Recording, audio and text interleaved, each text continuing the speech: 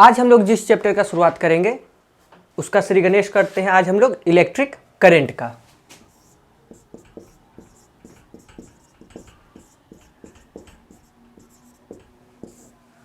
Line देवता का तो कभी कभी आप लोग आशीर्वाद पाए ही होंगे, यानी कि आप लोग को अच्छा खासा प्रैक्टिकल इलेक्ट्रिक करंट से है। तो आज हम लोग शुरुआत करते हैं इलेक्ट्रिक करंट का। इलेक्ट्रिक करंट को हिंदी में क्या कहते हैं? विद्युत धारा। इसमें दो शब्द है। सबसे पहले हम लोग समझते हैं धारा को। धारा मतलब क्या होता है, करंट मतलब क्या होता है? जो बह रहा हो। जैसे नदी में पानी बहती है तो उसको कहते हैं धारा, जो फ्लो कर रहा हो। धारा का मतलब होता है या फिर करंट का मतलब होता है जो फ्लो करे, जो बह रहा हो। और विद्युत या इलेक्ट्रिक का मतलब होता है चार्ज। यहां पर ध्यान देने का बात यह है कि हम यहां पे चार्ज शब्द का उल्लेख किए हैं, कोई इलेक्ट्रॉन या प्रोटॉन का नहीं। अधिकतर लोग, मैक्सिमम बच्चे मिस्टेक कर जाते हैं कि इलेक्ट्रॉन का ट्रांसफ़र कह देते हैं, जो कि टेक्निकली गलत है। इलेक्ट्रॉन का ट्रांसफ़र नहीं, यहाँ पे चार्ज का फ्लो हो रहा है। यानी कि इलेक्ट्रिक करंट का क्या मतलब हुआ? इसी परिभाषा को आप लोग रटे रहते हैं। Rate of flow of charge is called electric current. यानी कि रेट ऑफ फ्लो, बह रहा है। क्या बह रहा है? तो चार्ज बह रहा है। और जब यहाँ पे हम चार्ज की बात करते हैं तो चार्ज पॉजिटिव भी हो सकता है और चार्ज नेगेटिव भी हो सकता है। एक इलेक्ट्रॉन पे 1.6 इंटू 10⁻⁻19 कूलम ऋण आवेश चार्ज होता है। यानी कि एक इलेक्ट्रॉन पे 1.6 इंटू 10⁻⁻19 कूलम नेगेटिव चार्ज होता है। प्रोटॉन पे ठीक इसके उल्टा हो जाता है। उस प्रोटॉन पे भी, एक प्रोटॉन पे भी 1.6 इंटू 10⁻⁻19 कूलम चार्ज ही होता है, लेकिन यह पॉजिटिव चार्ज होता है। नेक्स्ट हम लोग देखेंगे प्रॉपर्टीज ऑफ चार्ज, यानी कि चार्ज के गुण। पहला क्या है? सेम चार्ज अट्रैक्ट या रिपल। सेम चार्ज अट्रैक्ट करते हैं या एक दूसरे को दूर फेंकते हैं। सेम चार्ज में रिपल्सन होता है। डिसिमिलर चार्ज,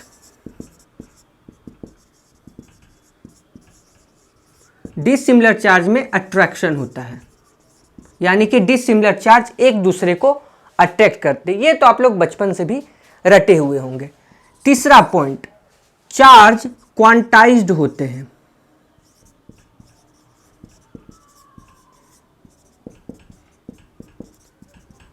जब हम ये कहते हैं कि चार्ज क्वांटाइज्ड होते हैं, इसका मतलब क्या हुआ? क्वांटम। आपने एक नंबर सुना होगा quantum. Quantum physics, quantum theory ऐसी उल्लेख मिलती है। क्वांटम मतलब क्या हुआ? आसान भाषा में पूरा पूरा, जो पूरा पूरा रहे उसी को हम लोग कहते हैं क्वांटम।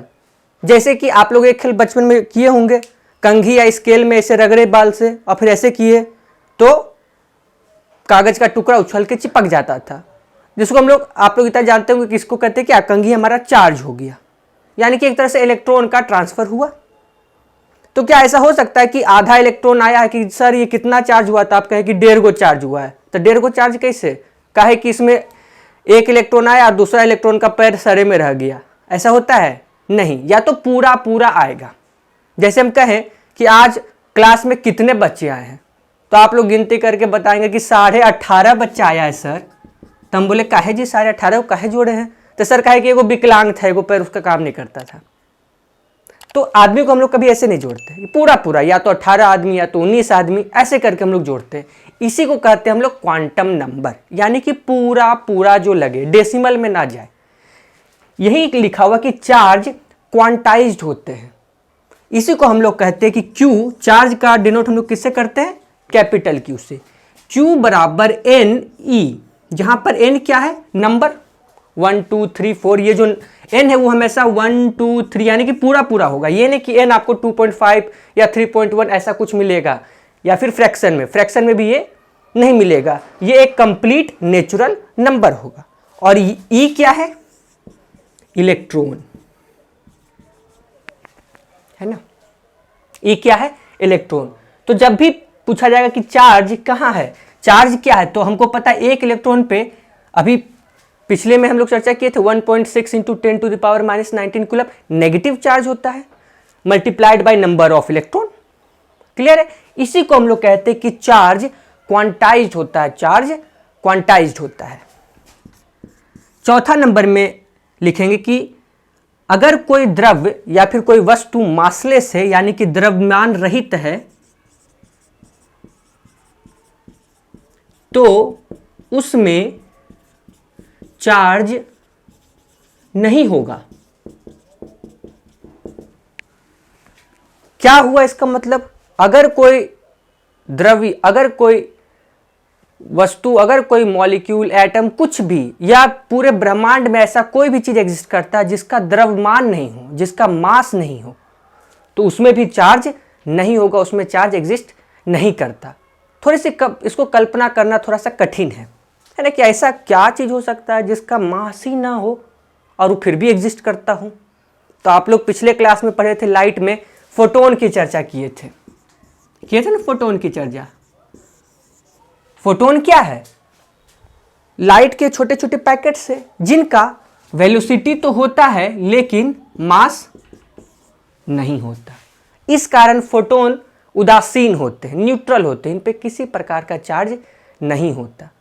आप लोगों को कहानी भी सुनाए थे, संवेग, जिसको हम लोग कहते हैं चोट, चोट बराबर मास इंटू वेलोसिटी।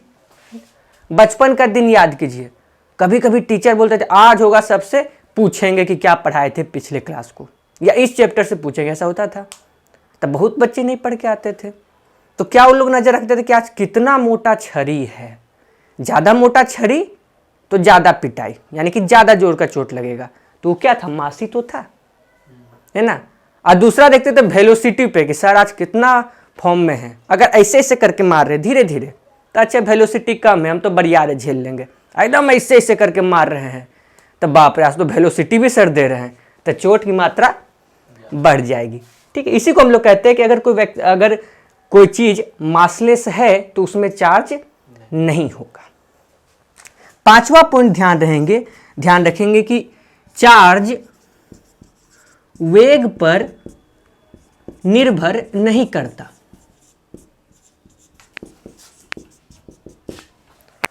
चार्ज वेग पर निर्भर नहीं करता, वेलोसिटी पर निर्भर नहीं करता। इसका मतलब ये हुआ कि ऐसा नहीं है कि कोई अगर ज़्यादा स्पीड में रहे तो उसमें चार्ज बढ़ जाए या घट जाए, और अगर कोई कम स्पीड में हो तो उसका चार्ज घट जाए या बढ़ जाए। यानी कि वेग पर चार्ज निर्भर नहीं करता, उससे यह डिपेंड नहीं करता। तो इन सारे प्रॉपर्टीज़ को आप लोगों को क्लियर है। तो अभी तक हम लोग चर्चा किए, एक तो हम लोग इलेक्ट्रिक करंट की परिभाषा को समझे, जिसमें हम लोग समझे कि करंट यानी कि इलेक्ट्रिक करंट, इलेक्ट्रिक मतलब विद्युत। वहाँ पे हम लोग ध्यान भी दिए कि जब हम चार्ज की बात करते हैं तो उसका मतलब ये नहीं कि सिर्फ नेगेटिव चार्ज या फिर सिर्फ पॉजिटिव चार्ज। चार्ज की बात करें तो दोनों चार्ज, नेगेटिव भी और पॉजिटिव भी। और उसके साथ एक टर्म देखे हम लोग फ्लो, है ना, धारा। धारा का मतलब जो बह रहा हो, तो इलेक्ट्रिक करंट का मतलब होता है एक वैसा धारा, एक वैसा चार्ज जो फ्लो कर रहा हो। उसके बाद हम लोग यहाँ पे प्रॉपर्टीज देखें। सेम चार्ज रिपल्सन, अगर एक ही प्रकार के चार्ज रहेंगे, पॉजिटिव पॉजिटिव चार्ज है, नेगेटिव नेगेटिव चार्ज है, तो वो दोनों आपस में एक दूसरे को दूर करते हैं, रिपल्सन करते हैं। डिसिमिलर चार्ज, जैसे पॉजिटिव नेगेटिव, नेगेटिव पॉजिटिव, ऐसे चार्ज रहते हैं एक दूसरे को अट्रैक्ट करते हैं। थर्ड में हम लोग देखें कि चार्ज क्वांटाइज्ड होते हैं।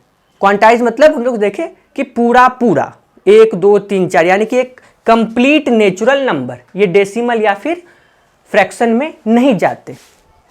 फोर्थ पॉइंट पे हम लोग देखें कि यह मासलेस होता है, जो मासलेस होता है उसमें चार्ज नहीं होता। इसमें हम लोग फोटोन का उदाहरण देखें। इनफैक्ट फोटोन ही एकमात्र ऐसा है पूरे ब्रह्मांड में, या पूरे जितना तक मानव अभी तक खोज कर पाया है, जिसमें वेलोसिटी तो है, जो एग्जिस्ट तो करता है, लेकिन उसमें मास नहीं है, और इस कारण वह उदासीन है, उसमें चार्ज नहीं है।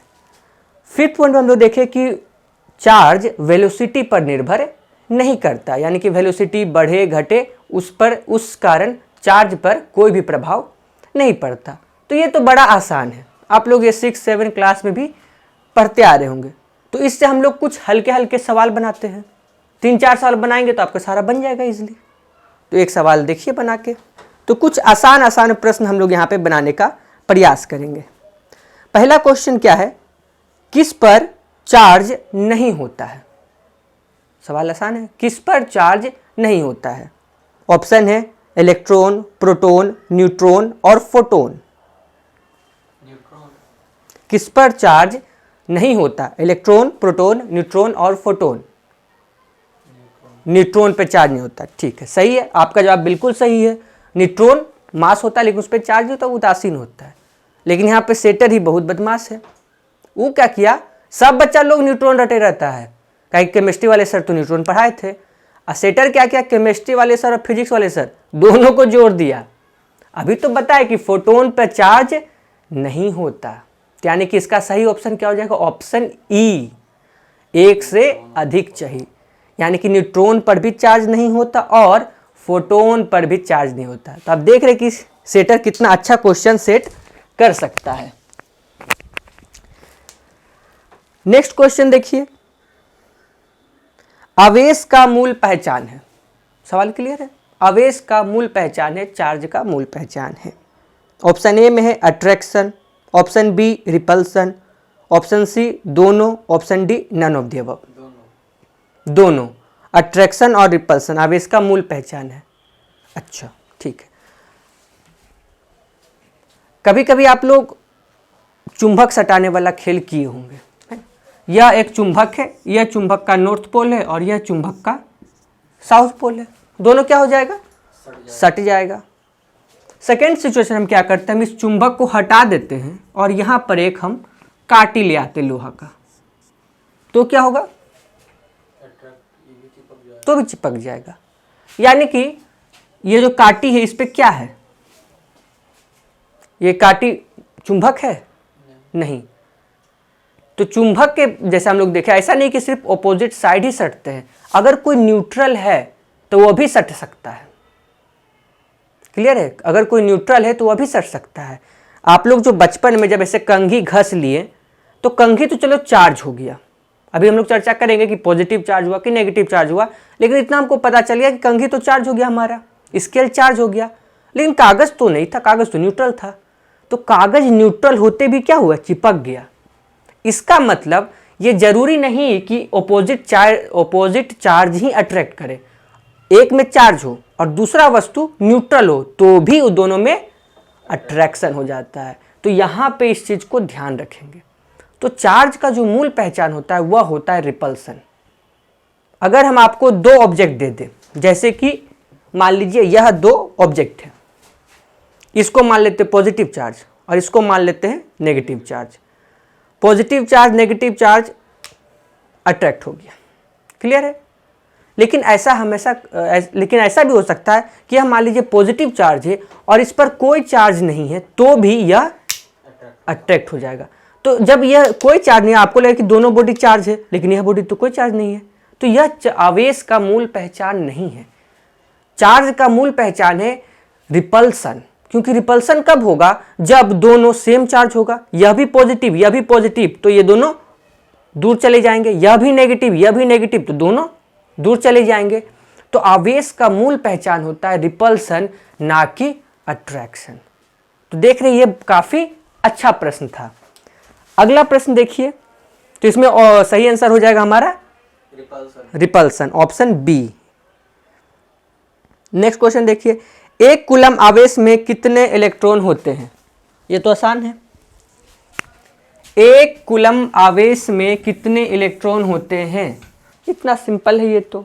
अभी तो बताएं, ऑप्शन क्या दे, एक बार ऑप्शन भी पढ़ देते हैं।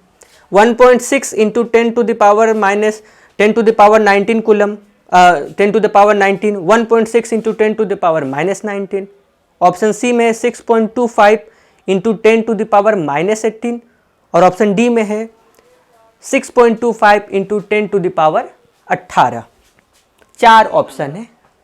डी नंबर, बी नंबर आपका कहना है। अच्छा, अभी तो हम लोग सीखे थे कि एक इलेक्ट्रॉन पे कितना charge, 1.6 into 10 to the power minus 19 coulomb charge, और आपने कहा बी नंबर, जो कि बिल्कुल सही है। लेकिन अगर आप बी कहें तो आपको मिल जाएगा एगो अंडा। अब तो नॉनवेज खाते हैं, क्यों मिल गया एगो अंडा? सवाल क्या पूछ रहा है? सवाल पूछ रहा है कि एक कूलम चार्ज में कितने इलेक्ट्रॉन होते हैं।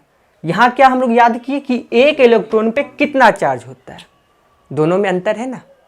यहाँ क्या पूछ रहा है कि एक कूलम चार्ज में कितने इलेक्ट्रॉन होते हैं, वो चीज़ यहाँ पे पूछ रहा है। तो क्या हो जाएगा यहाँ पे 1 डिवाइडेड बाई 1.6 इंटू 10⁻⁻19। क्लियर यहाँ तक? जब हम ऐसे कर देंगे तो ये 0 को हटा देते हैं, तो यहाँ पे एक बैठा देंगे 0, तो ये और ये कट जाएगा, तो ये हो जाएगा 5 और ये हो जाएगा 8, 5/8। हम इस चीज़ को ऊपर ले जा सकते हैं, तो क्या हो जाएगा ये 5/8 इंटू 10⁻19। इसको हम ऊपर लेके चले गए, एक 0 हम इसको उधारी दे देते हैं, तो यह क्या हो जाएगा 50 इंटू 10⁻18 डिवाइडेड बाई 8। ऐसा लिख सकते हैं हम। और जब इस 8 को काटेंगे तो आंसर क्या आ जाएगा 6.25 इंटू 10⁻18। ठीक है, तो ये समझ गए। इसका सही आंसर हो जाएगा आपको ऑप्शन डी। नहीं, यहाँ पे ऑप्शन डी है। ठीक है, यानी कि 6.25 इंटू 10⁻18 इसका सही आंसर होगा। नेक्स्ट सवाल बनाइए, ये आसान है, ये इस बार तो दरोगा में भी शायद आया था ये सवाल। किसी स्प्रिंग को, और ये हम क्लास में भी पढ़ा चुके थे, अब बिल्कुल वही सवाल कट कॉपी पेस्ट लगता है दरोगा में भी आ गया था। किसी स्प्रिंग को नेगेटिवली चार्ज कर देने से उसका आकार, सवाल क्लियर है?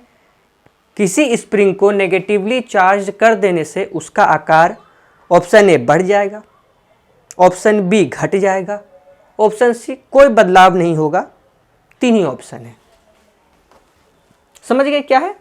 एक स्प्रिंग है, उसको नेगेटिवली चार्ज कर दिया गया है, तो उसके आकार पे क्या फर्क पड़ेगा? उसका आकार बढ़ेगा, घटेगा, या किसी भी तरह का प्रभाव नहीं पड़ेगा? क्या होगा इसका सही जवाब? यह एक स्प्रिंग है ना, हम इस पे नेगेटिव चार्ज डेवलप कर दिए, हम इसको चार्ज कर दिया और इस पे नेगेटिव चार्ज डेवलप हो गया। तो नेगेटिव नेगेटिव क्या करेगा? एक दूसरे को अपोज करेगा। तो जब नेगेटिव नेगेटिव एक दूसरे को रिपेल करेगा तो स्प्रिंग का साइज बढ़ जाएगा। तो इसमें सही आंसर हो जाएगा ऑप्शन ए, बढ़ जाएगा। यहाँ पे हम जैसे नेगेटिवली चार्ज दे दिए, स्प्रिंग दे दिए, सवाल में वो बदल दे, वो कह दे कि किसी साबुन के बुलबुले को नेगेटिव चार्ज कर दिया गया है, तो बुलबुले का साइज बढ़ेगा, घटेगा, या कोई फर्क नहीं पड़ेगा, तो वहाँ भी ऑप्शन ए हो जाएगा, बढ़ जाएगा। क्लियर है? हो सके यहाँ पे हम नेगेटिव चार्ज दिए, वहाँ पे पॉजिटिव चार्ज दे दे, तो वही बात है। हम इस नेगेटिव को पॉजिटिव भी अगर कर देते हैं तो भी क्या होगा? बढ़ जाएगा। सेम चार्ज हो गया तो दोनों रिपल करेगा, तो भी साइज बढ़ जाएगा। क्लियर है? यहाँ पे किसी भी तरह का ऐसा भी ऑप्शन क्वेश्चन दे सकता है कि किसी स्प्रिंग को चार्ज कर दिया, यहाँ पे नेगेटिव पॉजिटिव की बात नहीं कर रहा है, सिर्फ कह रहा है कि किसी स्प्रिंग को चार्ज कर दिया गया है, तो स्प्रिंग का साइज बढ़ेगा कि घटेगा? तो उसमें भी बढ़ेगा। चार्ज किया तो या तो पॉजिटिव चार्ज होगा या नेगेटिव चार्ज होगा। तो वही बात है, बस सवाल को पूछने का थोड़ा सा एक लहजा, उसका जो शैली है उसको टफ करता है, और वो एग्जाम में करेगा ही करेगा। क्लियर है? नेक्स्ट हेडिंग देंगे मेथड ऑफ चार्जिंग। 3 तरीके के मेथड होते हैं। एक होता है कंडक्शन, जिसको हम लोग कहते हैं चालन विधि। दूसरा होता है फ्रिक्शनल, जिसको हम लोग कहते हैं घर्षण विधि। तीसरा होता है इंडक्शन, इसको हिंदी में कहते हैं प्रेरण विधि। ठीक है, अभी हम लोग हीट चैप्टर को रिवाइज नहीं किए हैं, लेकिन इतना तो एक नहीं भी अगर पढ़ें तो भी कॉमन सेंस के आधार पर कह सकते हैं कि गर्मी को ट्रांसफर करने के कुछ तरीके होते हैं। पहला तरीका कौन सा? पानी खौला दिए, है ना, कैसे कढ़ाई पूरा गर्म हो जाता है, किस विधि से गर्म हो रहा हो? कंडक्शन विधि से। एक तरह से धूपा भोज बन रहा है, चूल्हा के साइड में आप खड़ा हो गए, आपको गर्मी लग रहा है, वो क्या है? एक तरह से इंडक्शन विधि है। ठीक है, हाथ दोनों लिए और रगड़ दिए, घर्षण विधि से गर्म हो गया। तो यहाँ पे हीट की बात नहीं करें, यहाँ पे हम लोग चार्ज की बात करें, करंट की बात कर रहे हैं कि किस तरह से हम लोग किसी बॉडी को चार्ज कर सकते हैं। पहला विधि जो है वह है कंडक्शन विधि, चालन विधि। कंडक्शन में क्या होता है, जैसे कि यह बॉडी एक चार्ज है, मान लीजिए इस बॉडी को हम ऐसे ऐसे ऐसे करके खूब करके रगड़ के इसमें चार्ज हम डेवलप कर दिए, और जब दूसरे बॉडी को, दूसरे वस्तु को इसमें सटाएंगे, क्या कर देंगे, इसमें सटा देंगे, तो इसका कुछ चार्ज इसमें आ जाएगा। इसी विधि को हम लोग कहते हैं कंडक्शन। मतलब एक चार्ज बॉडी में जब दूसरे बॉडी को हम सटाते हैं तो इस वजह से क्या होता है, इसमें भी चार्ज डेवलप हो जाता है। इस विधि को हम लोग कहते हैं कंडक्शन विधि। हाँ, इसमें ध्यान देने का बात यह है कि अगर यह चीज़ पॉजिटिव चार्ज होगा तो सटाने के बाद इसमें पॉजिटिव चार्ज ही आएगा, अगर यह नेगेटिव चार्ज होगा तो सटाने के बाद इसमें नेगेटिव चार्ज ही आएगा, यानी कि सेम चार्ज ट्रांसफर हो जाता है। इसी को हम लोग कहते हैं कंडक्शन विधि। दूसरा क्या है, फ्रिक्शनल विधि, यानी कि घर्षण। घर्षण से कैसे, वही बार बार एग्जांपल, स्केल लिए ऐसे रगड़ें उसको, या इस कलम को अच्छे से रगड़ें और आप पेन में सटाएंगे तो आपको लगेगा पेपर थोड़ा सा उठ रहा है। फ्रिक्शनल से ही आपको सवाल पूछे जाते हैं। किस टाइप का, इसमें आपको कुछ चीज याद रखना होगा, और ये आपको बिल्कुल याद रखना होगा सीरीज में। बाल, बिल्ली का खाल, उसके नीचे आप लिखेंगे ग्लास, फिर आप लिखेंगे सिल्क, है ना, लेडीज लोग कहती है सिल्क के साड़ी, तो वही बोला ये सिल्क है। रबर और एबोनाइट।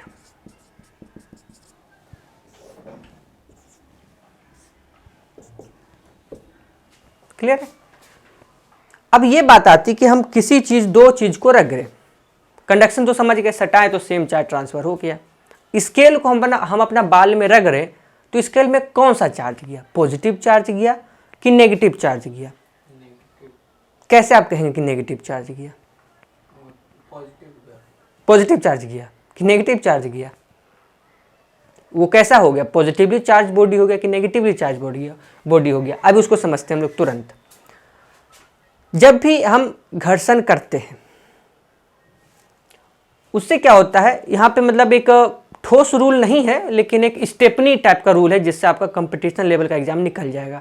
जो मुलायम चीज होता है वो क्या करता है, वो इलेक्ट्रॉन को लूज करता है, और जो इलेक्ट्रॉन को लूज कर देता है वो क्या हो जाता है, वह पॉजिटिव चार्ज हो जाता है ना। इलेक्ट्रॉन को लूज करता है वह पॉजिटिव चार्ज होता है। तो जो मुलायम रहता है वह इलेक्ट्रॉन को लूज करता है, और जो कठोर वस्तु रहता है वह इलेक्ट्रॉन को गेन करता है, और क्योंकि वह इलेक्ट्रॉन को गेन किया तो वह क्या हो जाएगा, नेगेटिव चार्ज हो जाएगा। ये तो बच्चा वाला चीज है, तो आप लोग पहले से भी जानते होंगे, है ना। हाँ, ये कोई ऐसा हार्ड एंड फास्ट रूल नहीं है, लेकिन कंपटीशन लेवल के लिए आपका इससे काम बन जाएगा। अब इसी से आपको क्या सवाल पूछ दिया जाएगा कि सिल्क को अगर हम ग्लास के छड़ में रगड़ दें तो कौन पॉजिटिव चार्ज होगा और कौन नेगेटिव चार्ज होगा। तो आप इसको ध्यान रखेंगे। बाल या बिल्ली का खाल कहे तो यह सबसे ज्यादा पॉजिटिव चार्ज होने वाला है, यानी कि अगर हम स्केल को जब बाल में रगड़ें तो बाल से इलेक्ट्रॉन स्केल में चला गया, तो बाल इलेक्ट्रॉन को लूज कर दिया, इस कारण बाल पॉजिटिव चार्ज हो गया, और स्केल इलेक्ट्रॉन को गेन किया, इस कारण स्केल नेगेटिव चार्ज हो गया। ठीक है, तो चाहे बाल कहे या बिल्ली का खाल कहे सब बराबर है। हो सके आपको थोड़ा ज्यादा बहादुर बनाते तो बोलेगा कि शेरे के शरीर में एकदम रगड़ दिए, शेर का ही बाल में रगड़ दिए हैं। तो यहाँ पे आपका कॉन्सेप्ट क्लियर होना चाहिए। नेक्स्ट है ग्लास, सिल्क, रिबन और एबोनाइट। तो ये ऐसे घटते हुए सीरीज में है। जो सबसे ऊपर है, जैसे मान लीजिए अगर हम बाल और ग्लास की बात करें तो बाल और ग्लास का छड़ की अगर बात करें तो बाल क्या करेगा, इलेक्ट्रॉन को लूज करेगा, और इस कारण बाल पॉजिटिवली चार्ज हो जाएगा और ग्लास नेगेटिवली चार्ज हो जाएगा। लेकिन अगर हम ग्लास और सिल्क की बात करें तो इसमें क्या है, ऊपर ग्लास है, यानी कि ग्लास इलेक्ट्रॉन को इस केस में लूज करेगा, और इस कारण ग्लास पॉजिटिव चार्ज हो जाएगा और सिल्क नेगेटिव चार्ज हो जाएगा। हम एक और उदाहरण लेते हैं कि सिल्क को एबोनाइट में रगड़े एक सवाल आ सकता है कि सर व्हाट इज एबोनाइट। तो एबोनाइट कुछ नहीं, एक एबोनाइट का छड़ टाइप का होता है, ये थोड़ा सा रबर टाइप का होता है, लेकिन हार्ड रबर इसको हम लोग कह सकते हैं, सुपर हार्ड रबर इसको कह सकते हैं, ठीक है। तो एबोनाइट में रख रहे तो सिल्क ऊपर है, यानी कि इस केस में सिल्क इलेक्ट्रॉन को लूज करेगा और वह पॉजिटिव चार्ज हो जाएगा, और एबोनाइट इलेक्ट्रॉन को गेन करेगा और एबोनाइट नेगेटिव चार्ज हो जाएगा। एक सवाल में देखे, एक एग्जाम में उसमें पूछा हुआ था कि एबोनाइट के छड़ को फलालेन में घस रहे हैं। फलालेन मतलब कपड़ा में आप लोग देखेंगे उजला गोली डालते हैं ना, अच्छा खुशबू जिससे आता है, उसको फेनेप्थलीन बोलते हैं ऐसे शुद्ध में, लेकिन इधर तो आदमी फलालेन के गोली से काम चल जाता है, फलालेन उसको कहते हैं। हाँ, फिनाइलो को लोग बोल देते हैं। तो सबसे ज्यादा नेगेटिवली चार्ज कौन है? एबोनाइट, ठीक है। एबोनाइट सबसे ज्यादा नेगेटिव चार्ज है। इस एबोनाइट को आप किसी चीज में रगड़िएगा, एबोनाइट इलेक्ट्रॉन को ग्रहण करेगा, ठीक है। और सबसे ज्यादा पॉजिटिव चार्ज बाल या बिल्ली का खाल, है ना।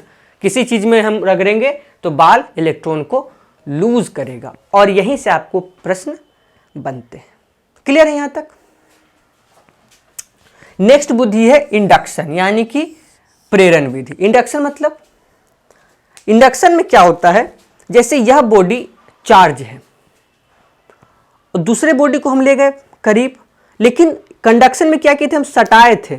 इंडक्शन विधि में सटाएंगे नहीं, बस करीब ले जाएंगे। सिर्फ करीब ले जाने से क्या होगा कि अगर ये काला वाला बॉडी जो मेरा चार्ज है, अगर इस पे पॉजिटिव चार्ज है, तो इस बॉडी पे यानी कि ब्लू वाले पे बिना सटाए ऑपोजिट चार्ज डेवलप हो जाता है। तो कंडक्शन और इंडक्शन को एक बार फिर से ध्यान से सुनेंगे।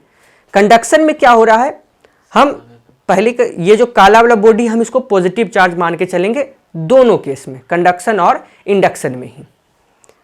यह पॉजिटिव चार्ज है, कंडक्शन विधि में हम इसको सटाएंगे, और जब सटाएंगे तो इस पे ये भी पॉजिटिव चार्ज हो जाएगा।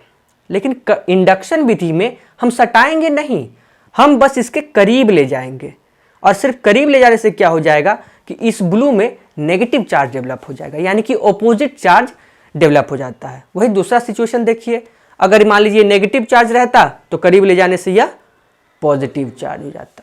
तो इस चीज का आपको ध्यान देना होगा। तो ये तो एक बेसिक था जो आप लोग पहले से भी पढ़ते आ रहे होंगे। इस फिगर का खोज जो मेरे फिजिक्स गुरुजी थे उनके द्वारा किया गया था, और इस फोटो से आप इस इलेक्ट्रिक करंट के पूरा फिल्म को आप आराम से समझ पाएंगे।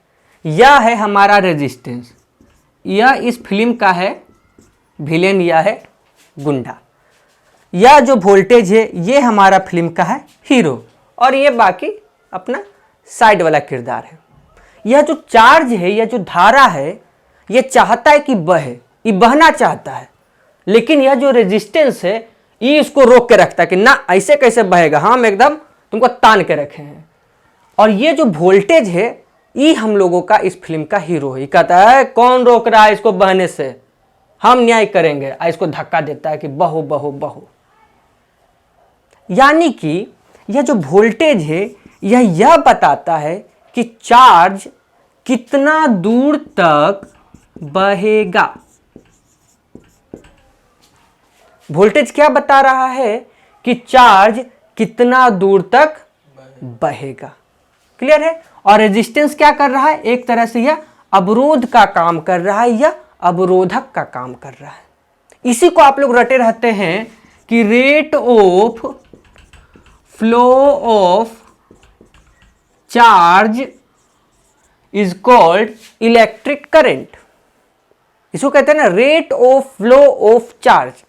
जब बात करते हैं रेट ऑफ फ्लो, मतलब कि अगर यह एक नली है तो इस नली के हम छोटे से सेक्शंस को ले लिए, है ना। नदी में कहते हैं कि इतना बाढ़ आ गया है, इतना पानी छोड़ा जा रहा है डैम से, इतना क्यूसेक वाटर छोड़ा जा रहा है, ऐसे कहते हैं ना।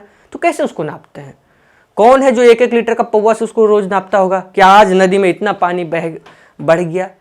तो इसको कैसे नापते हैं कि जैसे ये एक नली है, हम एक छोटा सा सेक्शन ले लिए, इमेजिन कीजिए कि पूरा ऐसे नली है, उसमें कुछ फ्लो हो रहा है, हम मात्र इस छोटे से सेक्शन को लेंगे। हम सिर्फ ये कैलकुलेट करेंगे कि इस छोटे से सेक्शन में इतने दूर से कितना पानी, या यहाँ पर उदाहरण के तौर पे जो हम लोग पर धारा, कितना धारा बहता है। इसी को हम कहते हैं रेट। कितना धारा बहता है यहां से इस छोटे से हिस्सा में, इसी को हम लोग कहते हैं रेट ऑफ फ्लो। यानी कि कौन सा फ्लो कर रहा है यहां पे, rate of flow of charge, charge के बहने की दर। क्लियर है। और इलेक्ट्रिक करंट को ही हम लोग रिप्रेजेंट करते हैं I से, है ना, और चार्ज को हम लोग रिप्रेजेंट करते हैं Q से। और यहां पे क्या कर रहा है, रेट ऑफ फ्लो, यानी कि दर की बात कर रहा है, यानी कि समय की बात कर रहा है। इसी को हम लोग लिखते हैं टाइम। अब पहले ही बता चुके हैं, जो हम लोग प्रॉपर्टीज पढ़ रहे थे, Q बराबर NE/T, ये नंबर है और ये इलेक्ट्रॉन है। क्लियर है। इसी को कहते हैं rate of flow of charge is called electric current. तो अब तो आप समझ गए कि चार्ज क्या होता है, वोल्टेज का क्या काम है और रेजिस्टेंस का क्या काम है। आप लोग देखते होंगे, सावधान, 1,33,000 वोल्ट। क्या करता है वोल्ट? कुछ नहीं करता है। ज्यादा वोल्ट माने कि ज्यादा दूर तक जाएगा, कम वोल्टेज माने कि कम दूर तक जाएगा।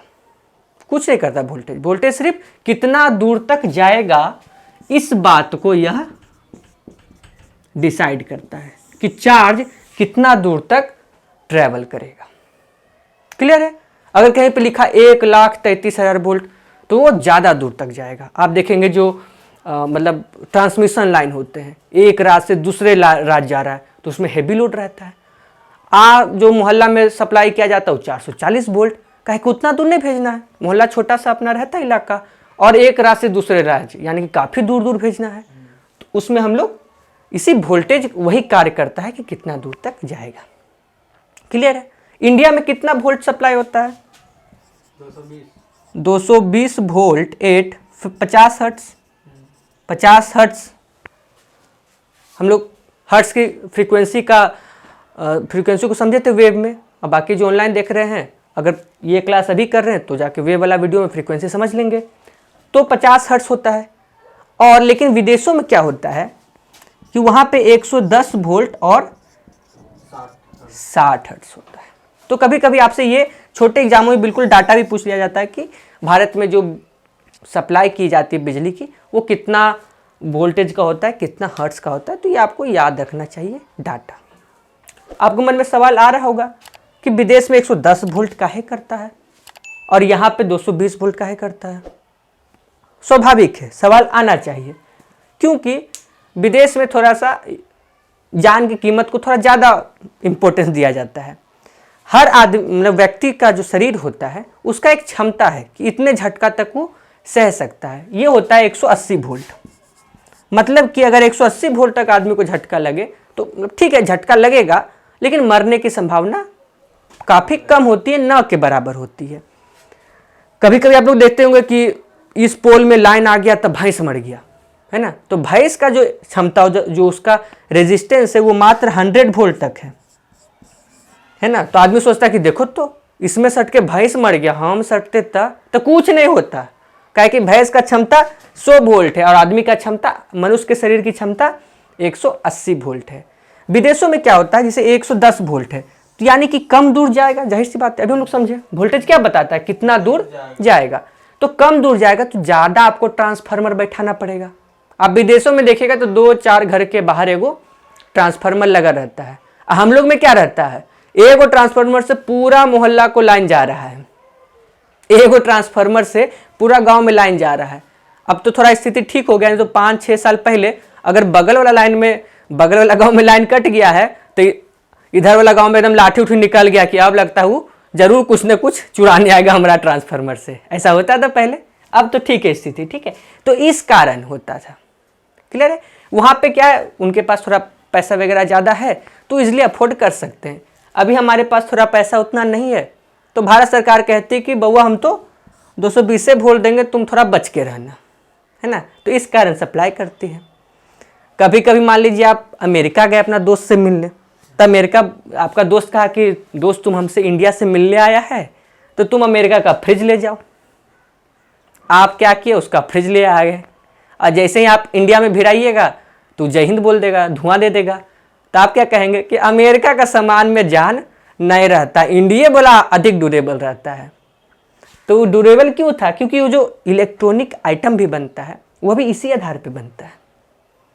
आप कोई भी इलेक्ट्रॉनिक आइटम देखेगा, अब सैमसंग का फ्रिज लिया है उदाहरण के तौर पे, तो वहाँ पे लिखेगा कि हाँ made in Japan, made in Korea, made for India, ऐसा लिखा रहता है। भले ठीक है वहाँ पे फैक्ट्री वहाँ पे बैठा है, लेकिन वो 220 वोल्ट के हिसाब से इंडिया के लिए बनाता है। और बहुत सारे देशों में 220 वोल्ट दी जाती है जहाँ पे थोड़ा पैसे की दिक्कत है। जब हमारे पास भी पैसा अच्छा खासा हो जाएगा तो हो सके हमारे पास भी 110 वोल्ट आने लगे। क्लियर है ना? तो इस कारण ये वोल्टेज का प्रभाव पड़ता है। तो अभी इतना ही छोटा से, अब तो आपको शायद इलेक्ट्रिक करंट में किसी प्रकार का कठिनाइयाँ नहीं होगा, क्योंकि इसको समझने में थोड़ा सा होता है, मतलब दिखता नहीं अरे तार से बस लाइन जा रहा है यही कुछ, लेकिन कैसे काम कर रहा है पूरा सिस्टम, है ना? रेजिस्टेंस क्या है, चार्ज क्या है, वोल्टेज क्या है, वोल्टेज का मुख्य काम क्या है, तो इसको आप लोग समझे। तो इस छोटे से अगर हम थोड़ा सा 2-3 सवाल दे तो इसलिए बन जाना चाहिए, आसान सवाल है। तो हम लोग यहाँ पे कुछ सवाल बनाने का प्रयास करते हैं। मात्र 3 सवाल है। पहला सवाल देखिए, विद्युत धारा किसके प्रवाह का दर है? बच्चा वाला सवाल है, विद्युत धारा किसके प्रवाह का दर है? Option A electron, option B proton, option C neutron, option D photon और option E none of the above more than one. Electron पहले ही वार्न किए थे, अब फिर से मिस्टेक हो गया। क्या था शुरू में? देखिए इलेक्ट्रिक करंट की बात की थी ना, rate of flow of charge का बात किए थे ना, यहाँ पे चार्ज है।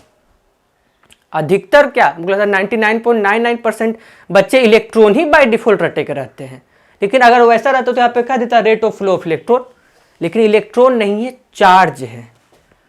स्टार्टिंग में भी हम लोग इसको चर्चा किए, तो इलेक्ट्रॉन और प्रोटॉन दोनों होगा यहाँ पे, तो यहाँ पे ऑप्शन ई सही जवाब हो जाएगा। दूसरा क्वेश्चन देखिए, विद्युत धारा किसके प्रवाह का दर है? क्वेश्चन रिपीट हो गया? नहीं, क्वेश्चन अलग है। इसमें ऑप्शन देखिए, option a neutron, option b ion, option c charge और ऑप्शन डी फोटोन और ऑप्शन ई। ये तो अभी बताएं rate of flow of charge. और अगर आप सिर्फ चार्ज मार के आए तो फिर आप एक वो अंडा ले जाइए। क्यों? न्यूट्रॉन है इसमें, फोटोन है ना, ऑप्शन डी फोटोन है। क्योंकि चार्ज तो ठीक है, वो जवाब सही है, लेकिन चार्ज कैसा बताए थे? या तो पॉजिटिव चार्ज या तो नेगेटिव चार्ज। और नेगेटिव चार्ज और पॉजिटिव चार्ज की जब बात करते तो ये आयन है, एनायन कैटायन, तो इस पर सही आंसर हो जाएगा ई, यानी कि ऑप्शन बी भी सही है और ऑप्शन सी भी सही है। Rate of flow of charge भी है और आयन भी है। क्लियर है? बड़े 3 सवाल में अभी तक 2 दिए और दोनों गलत हो गया। चलिए आखिरी सवाल है, विद्युत का सुचालक है। ये तो बड़ा आसान है, सुचालक उचालक सब जानते ही हैं। Option a pure water, option b सूखा लकड़ी, ऑप्शन सी ह्यूमन बॉडी और ऑप्शन डी जला हुआ लकड़ी। ये तो आसान है। क्या का ऑप्शन यहाँ पे हम लोग को दिया हुआ है? प्योर वाटर, ह्यूमन बॉडी, हाँ प्योर वाटर है, सूखा लकड़ी है, ह्यूमन बॉडी है और जला हुआ लकड़ी है, और ऑप्शन ई है ह्यूमन बॉडी होगा। ठीक है। अच्छा, सूखा लकड़ी से करंट ट्रांसफर नहीं होता, ठीक है, सही जवाब है। क्या जला हुआ लकड़ी से करंट ट्रांसफर होता है? अर्थिंग करवाएं कभी आप लोग? अर्थिंग करवाए हैं? कुछ नहीं तो सुचालक कुचालक पूछ रहे, तो बच्चा वाला सवाल है ये, तो 6वां 7वां का मजा है। शौचालय कुछ का बच्चा वाला सवाल पूछते हैं। अर्थिंग में चारकोल डालते हैं, वो चारकोल क्या होता है? जला हुआ लकड़ी तो चारकोल होता है। तो लकड़ी में ध्यान रखेंगे, हरा लकड़ी सुचालक, सूखा लकड़ी कुचालक और फिर जला हुआ लकड़ी फिर से सुचालक। तो लकड़ी में इन तीनों चीज को आप लोग ध्यान रखेंगे। प्योर वाटर में विद्युत प्रवाह नहीं करती, आपको उसको फिर इम्प्योर करना पड़ता है, कुछ अशुद्धि मिलानी पड़ती है। तो क्लियर है यहाँ तक का कहानी आपको? तो आज की क्लास हम लोग यहीं तक रहने देते हैं।